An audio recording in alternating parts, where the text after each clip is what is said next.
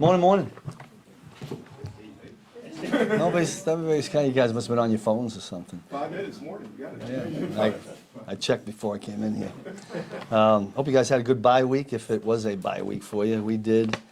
Fired up to get going here. It's always great to be in the playoffs. Got a little bit of work under our belt yesterday and ready to go. So with that, I'll open it up. How much do you really get to put into one team? There were 4 possible opponents Yeah. for you. How much do you get to dive? You know, I tell you, we concentrated a little bit more on us, some things we thought we needed to work on, and then we looked at, we perused, those 4 teams and put a little bit more of a percentage into the teams we thought we were going to play, and then tried to pull things out that were common, and then worked on those last week. So that's kind of where we spent most of our time. Steve, when you face a guy like Doug Peterson and his offense with so much familiarity between both of you, do you see anything that's different over the years? Do you have to look back at tape from 2, 3, 4 years of his offense? Like, how do you kind of go across? Yeah, listen, Doug's really good, and I think he's done a great job with the players he has. I think it takes that long of a period to figure out what you have, what they can do, and what they can't do. And I think just like we were doing, trying to figure out what our guys could and couldn't do, I think they've done it. So we've kind of just rested upon what the body of work that they've had this year.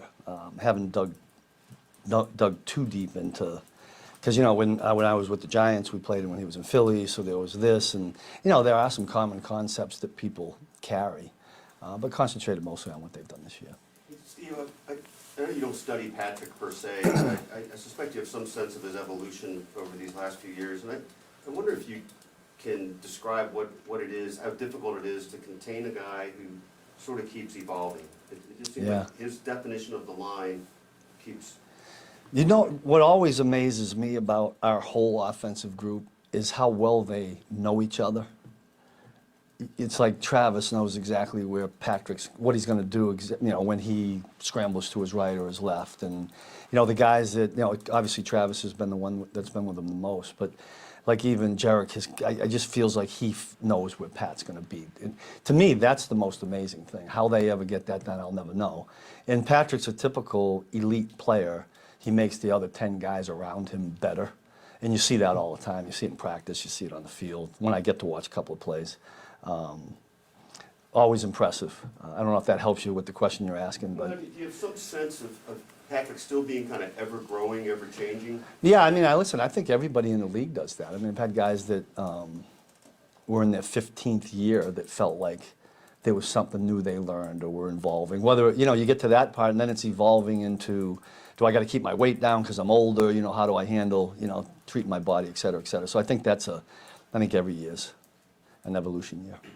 Are there any areas on defense where you feel like you've exceeded what you thought you might be able to achieve, when, say, in OTAs or what you were thinking back then or camp? I can think of the ones that wanted to be better, quite honestly. What were some of those? Well, the red zone, certainly. We've talked about that before. And I'm always a stickler for third down. Overall, we were okay, but I just think that's such a critical down, especially in the playoffs. I would like to be better at third down. And I don't think we had as many turnovers this year as we did a year ago. I thought we would have had more of that with the way we played, but you can never put your finger on that one. I don't remember a lot of dropped interceptions. I can remember a couple in my mind that stick out. The guys would probably be able to tell you which ones they did or didn't get.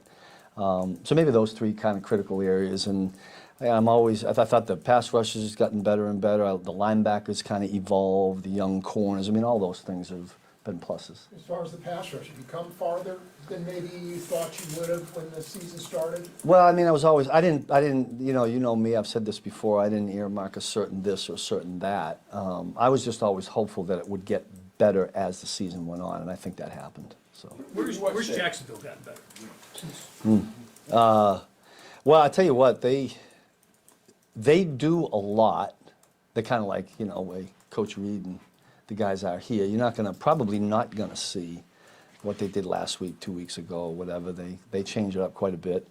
And so I think they've gotten to the point where their players and Doug, they're so well connected that they can do that in a game plan and change it around. Maybe early in the year, I didn't go back to, it's really halfway through the season you look at now. I'm sure early with the growing pains, it was a little bit different. But to me, it's kind of like the whole playbook is there. You know, they're wide open. And listen, they're that anyway, and we're expecting anything. All fourth down plays, you know, go for it, take chances. We got to be ready for gadgets, anything like that. You guys have relied a lot on rookies this year, maybe more so than other years. What tells you that guys like George and Trent and Jalen are ready for the game to get a little bit? Yeah, I mean, listen, we preach this a lot. I mean, to us, it's an important game. The speed gets faster. Coach Reed's been talking about that all week. But just play the game that you've been playing. You know, I'll talk with him a lot about the balance between, you know, emotions and the mental part of it. Because when you get out of whack one way or the other, you don't play good football. But we'll be educating them, and hopefully they play their best football, just like we need all of them to down the stretch here.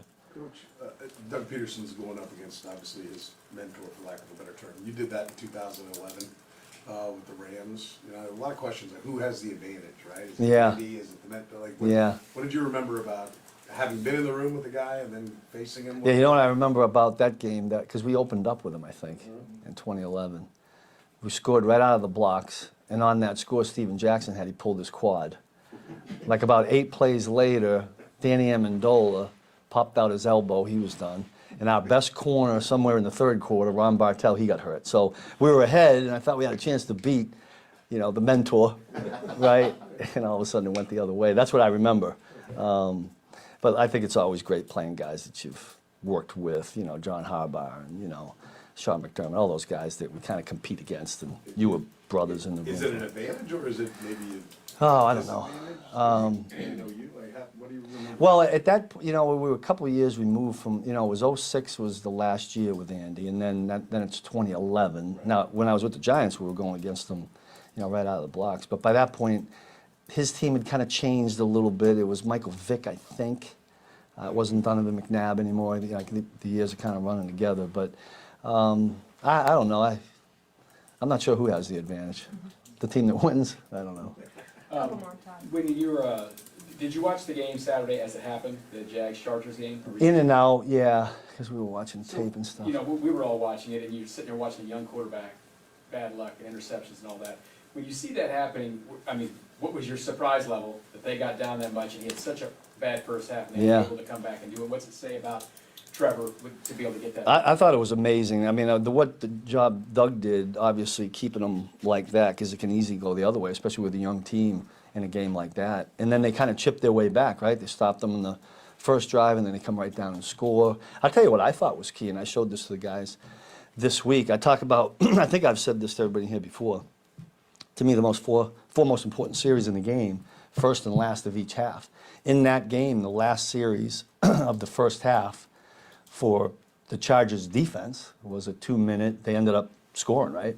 I thought that was big to get the 7 points at the end of the half, and then it kind of carried them, and it was impressive what they did. I mean, all we're doing here this week is trying to make sure, first of all, it gets that way, and then make sure we don't let them get back.